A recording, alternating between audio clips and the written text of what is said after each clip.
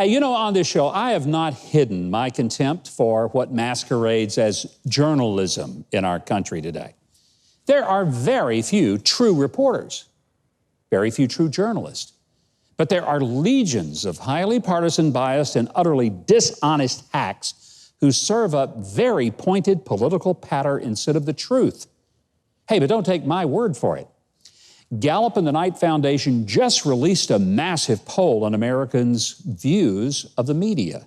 It was a survey of more than 20,000 adults, and it found that pessimism about the news media delivering factual, nonpartisan, just decent information was a staggering 86% of Americans seeing at least a significant amount of bias in the media. 86%.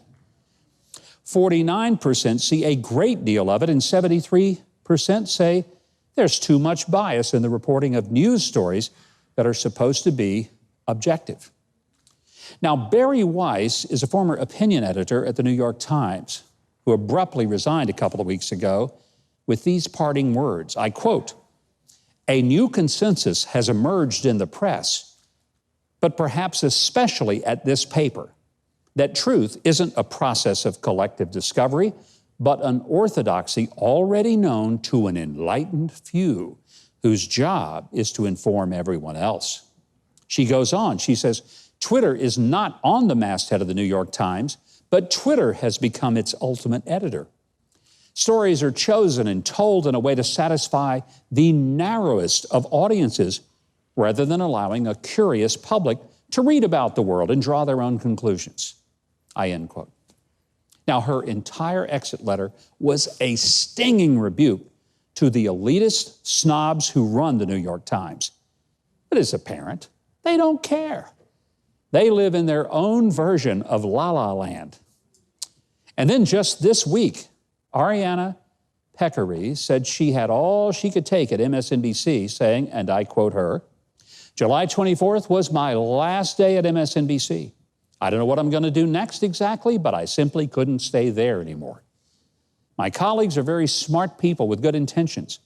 The problem is the job itself. It forces skilled journalists to make bad decisions on a daily basis." Now, then she quoted an anonymous, successful, and insightful TV veteran who said, quote, "We are a cancer and there is no cure. But if you could find a cure, it would change the world," end quote. Now, remember,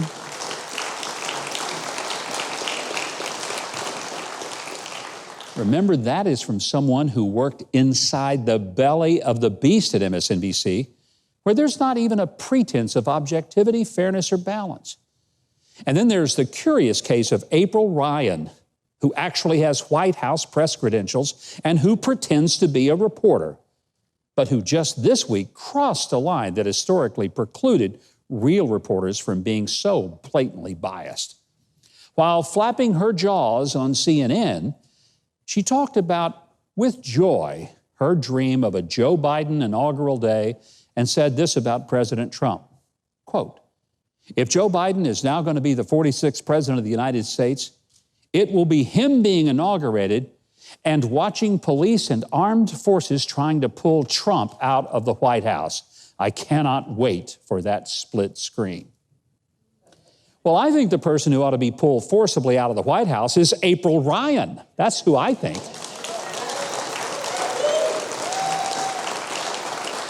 After all, her hateful and bitter resentment of President Trump and those around him was so intense and personal that she once stepped over a really big line. She questioned whether my daughter, the former press secretary to President Trump, had actually baked a pecan pie for Thanksgiving. April Ryan clearly was ignorant of how uncouth it is to ever question a Southern lady as to whether she made her own pie. You don't do that.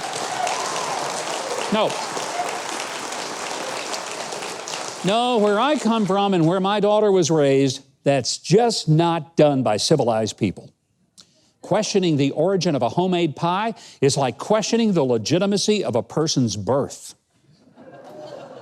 But even as Ms. Ryan made this outrageous statement, Not a single soul on CNN challenged her in her blatantly biased broadside.